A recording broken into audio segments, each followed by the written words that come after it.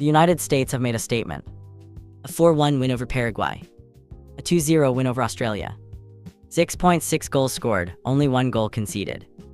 And because of those results, the US have officially won Group D. That is massive. The Americans do not just advance, they advance as group winners. That means they avoid the runner-up route, avoid a second-place matchup, and enter the round of 32 with what should be a more favorable path. But here is the twist. The USA still do not know their opponent. As winners of Group D, the United States will face a third-place team from one of 5 groups. Group B, Group E, Group F, Group I, or Group J. And after the latest results, the picture has changed. Some of the nightmare draws are gone. But there are still some dangerous teams waiting in the pool. Let's break it down. First, Group B. Right now, this is probably the most favorable opponent pool for the United States. Canada and Switzerland are both sitting in strong positions at the top of the group. Bosnia and Herzegovina and Qatar are the teams fighting from behind. That is why the current projection has the USA facing Bosnia and Herzegovina. And honestly, for the United States, that would be one of the better draws available. Bosnia are not a team you ignore. They have quality, they have size, and they can make a knockout game uncomfortable. But they have also struggled defensively in this tournament. They conceded heavily against Switzerland, and their goal difference is a problem. For Bosnia to land in the USA's path, they likely need to beat Qatar and finish third with enough points to qualify as one of the best third-place teams. That is very possible. Qatar are also still in the mix, but they would need a major turnaround. Their goal difference has taken a big hit, especially after the heavy loss to Canada. So from Group B, the realistic names are Bosnia or Qatar. There is still a small possibility that Canada or Switzerland could fall into third depending on the final results and tiebreakers, but because both teams already have 4 points and strong goal difference, that feels much less likely. For the USA, Group B is the cleanest path. Bosnia would be competitive but manageable.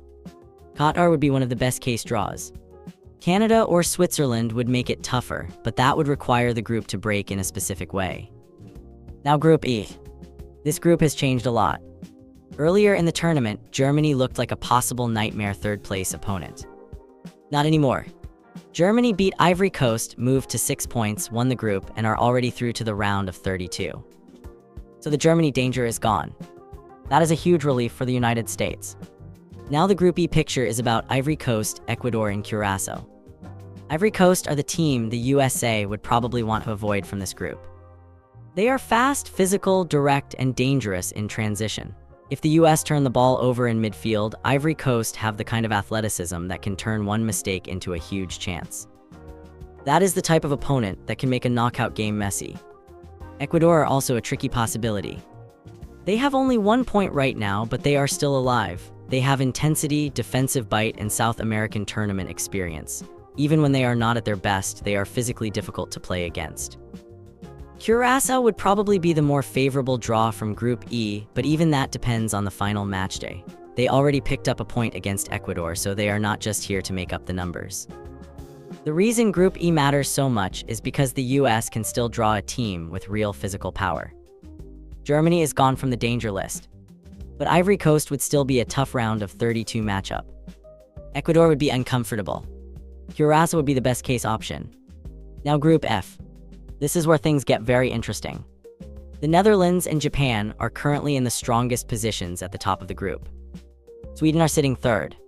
Tunisia are at the bottom and under major pressure after losing their first 2 games. The most likely third-place team from this group right now is Sweden. And that is not an easy draw. Sweden are big, physical, strong on set pieces, and dangerous in the air. Even after getting hit hard by the Netherlands, they still have 3 points and a realistic path to the knockout stage. For the USA, Sweden would be a dangerous stylistic matchup. The Americans have looked strong, fast, and aggressive, but Sweden can turn a knockout game into a battle of second balls, crosses, corners, and physical duels. That is exactly the kind of game where one set piece can change everything. Japan are the other major danger. Japan beat Tunisia 4-0 and already showed quality earlier in the tournament by drawing the Netherlands. They are technical, organized, quick in transition, and disciplined without the ball.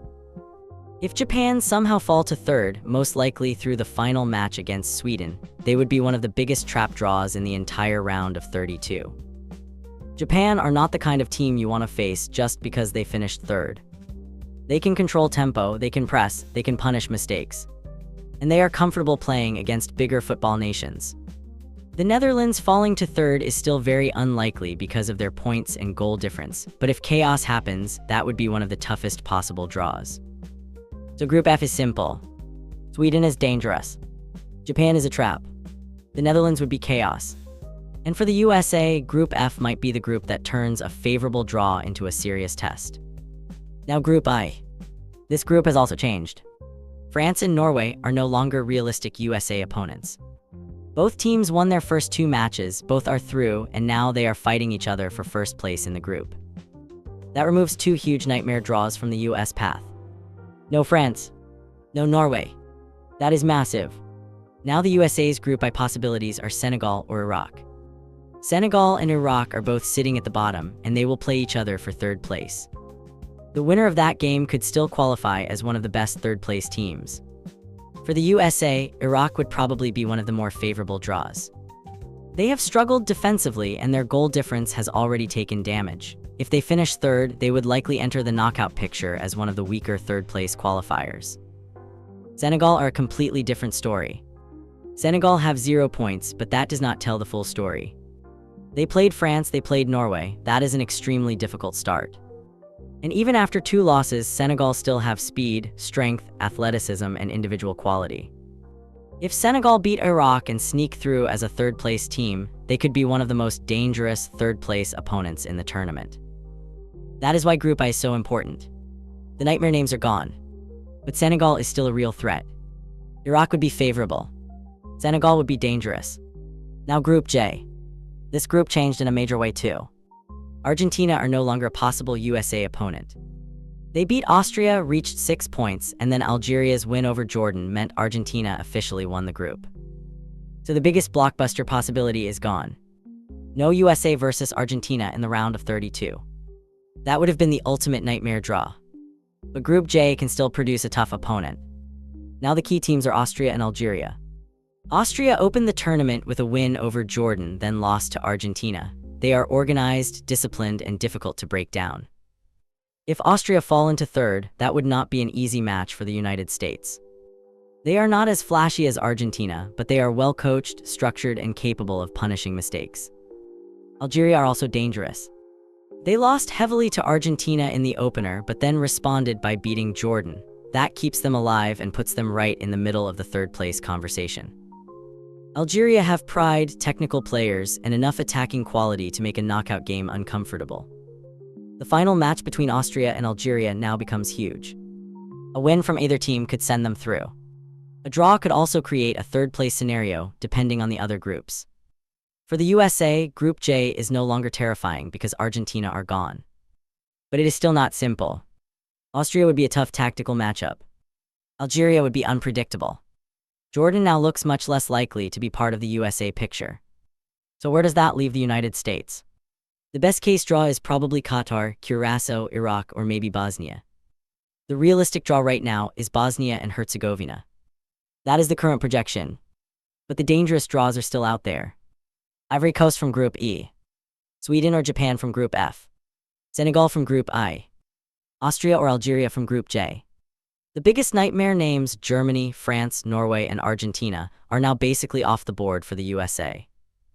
That is good news. But the new 48-team format still creates uncertainty. The United States did everything they were supposed to do. They won their first 2 games. They won the groups. They gave themselves a strong path. But because they are waiting on a third-place team, the draw can still shift dramatically.